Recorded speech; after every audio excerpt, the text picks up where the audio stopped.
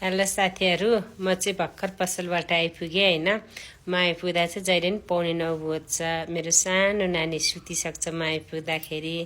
बिचरा मेरो सासू ससुरा चाहिँ मलाई कुरेरो बसिरहनुहुन्छ क्या होइन।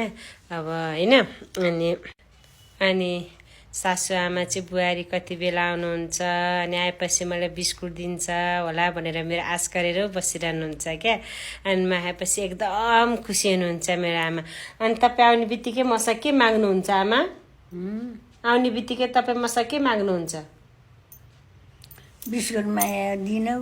बिस्कुट माग्नुहुन्छ। तर साथी अब 9 बजिसक्यो, यो बिस्कुट खाने बेला त होइन, आमालाई भात खुवाउनु पर्छ।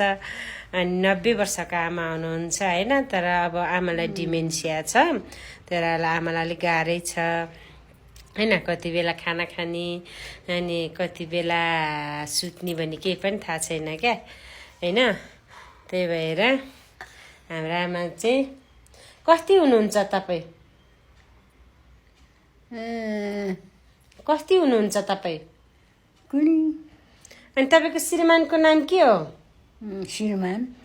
आमाले कहिले पनि श्रीमानको नाम काट्नु हुँदैन। पहिलाको जमानाको मान्छेले कुरैका श्रीमानको नामै लिँदैनन् होइन। ल गाइज, आजलाई यति नै, बाई।